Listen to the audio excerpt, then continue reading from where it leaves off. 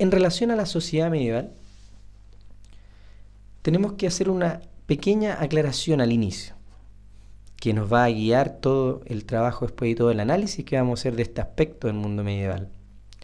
Es una sociedad estratificada. No olvides ese concepto. Esto quiere decir que está organizada a través de estratos. Es decir, no está organizada ni a través de clases, ni grupos sociales, ni grupos étnicos, sino que son estratos. Esto quiere decir que nosotros tenemos un estrato que podría ser, por ejemplo, la nobleza, y en ese estrato tú no tienes posibilidad de mover socialmente una persona. Si la persona nace noble, va a morir noble, porque la sociedad estratificada no tiene movilidad social. Por ejemplo, si nosotros comparamos la sociedad medieval con la sociedad nuestra, la sociedad actual, nos vamos a dar cuenta que en nuestra sociedad sí existe una movilidad social. Por ejemplo, nosotros estamos clasificados en función de los dineros o recursos que poseemos, que somos capaces de generar. Por lo tanto, si yo el día de mañana obtengo una cantidad de dinero alta, por trabajo o porque me va bien y empiezo a generar una cantidad de recursos altos, voy a estar en una clase social, porque nuestra sociedad hoy día no es estratificada. Nuestra sociedad es una sociedad de clases. Es decir, yo estoy en la clase A, B o C dependiendo de la cantidad de dinero que tengo.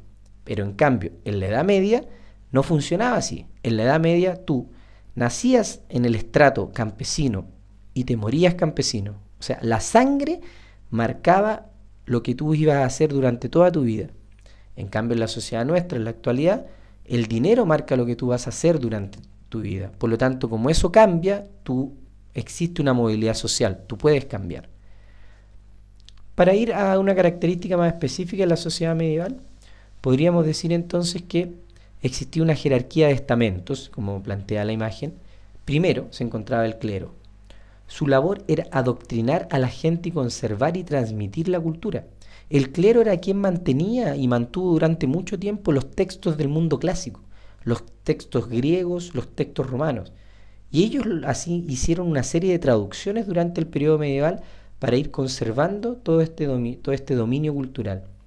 La lengua que se utilizaba mayormente era el latín, ahí está la herencia del Imperio Romano, y la Iglesia determinó el teocentrismo de la literatura y el arte medieval, es decir, la tierra, ¿no es cierto?, o mejor dicho, la visión de Dios como el centro y la tierra como el centro de todo el universo. Eran los monasterios los lugares donde se conservaba dicha cultura, ¿no es cierto?, y los monjes leían y hacían una serie de traducciones. Normalmente, y en muchos periodos de la Edad Media, los monjes mantuvieron esa información en secreto para evitar que la gente se pudiera informar, porque fue una época en la cual la Iglesia mantuvo el control absoluto y total del conocimiento. Además del clero, existía un grupo que era la nobleza, dedicada a las tareas de la guerra y la caza, y estaba obligada a servir al rey mediante el juramento del vasallaje, lo que yo te explicaba anteriormente. Es decir, la nobleza servía al rey en los distintos feudos y ellos eran los señores feudales los que se encargaban de la administración de estos lugares. Y a esa relación se le llama vasallaje, es decir, el rey y su señor feudal que le jura fidelidad, eso es una relación denominada en esa época de vasallaje. Y en el estrato más bajo de la sociedad medieval se encontraba el pueblo llano. Como dice ahí, constituía la mayor parte de la población, se dedicaban a la agricultura, la ganadería o la artesanía. Y hacia el siglo XV esta situación social cambia al surgir la burguesía, es decir, cuando nos vayamos acercando al mundo moderno, es decir, siglo XV, ¿no es cierto?, cuando vamos a pasar de la Edad Media a la Edad Moderna, vamos a ver que surge otro grupo social muy importante, que es el grupo de la burguesía.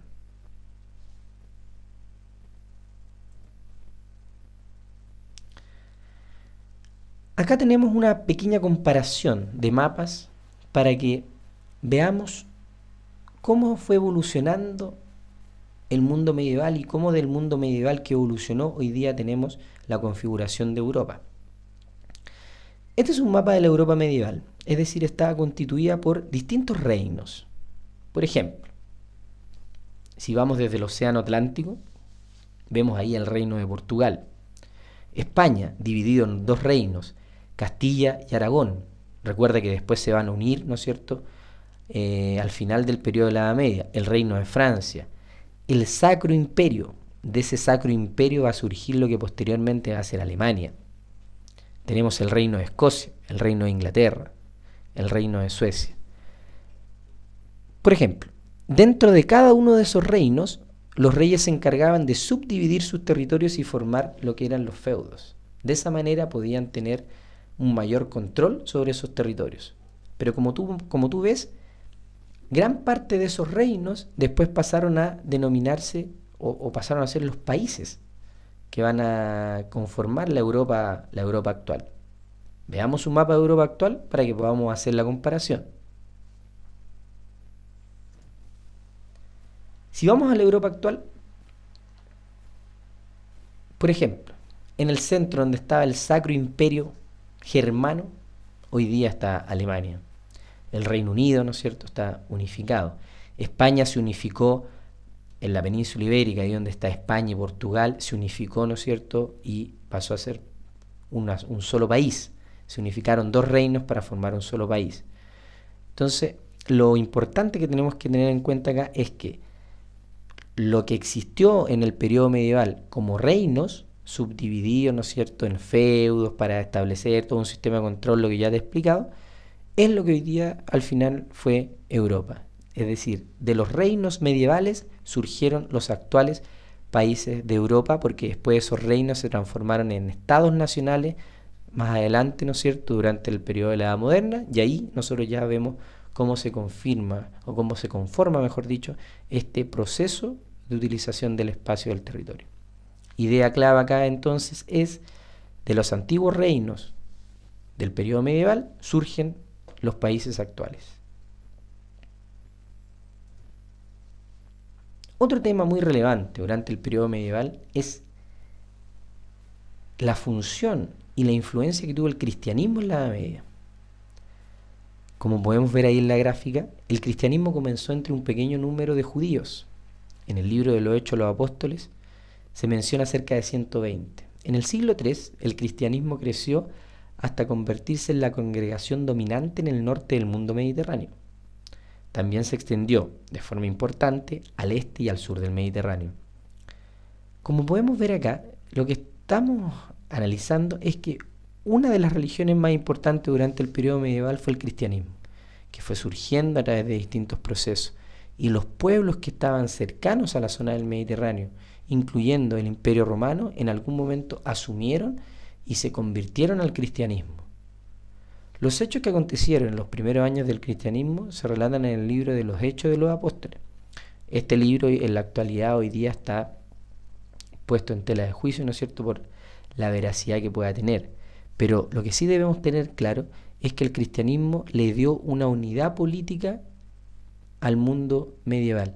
Esto quiere decir que la religión fue unificando varios pueblos y con eso se fueron conformando lo que es la cultura occidental. La cultura occidental es la suma del cristianismo más la suma de todo lo que nosotros conocemos como la tradición greco-latina, todo lo que los griegos y los romanos fueron dejando. Eso es la cultura occidental.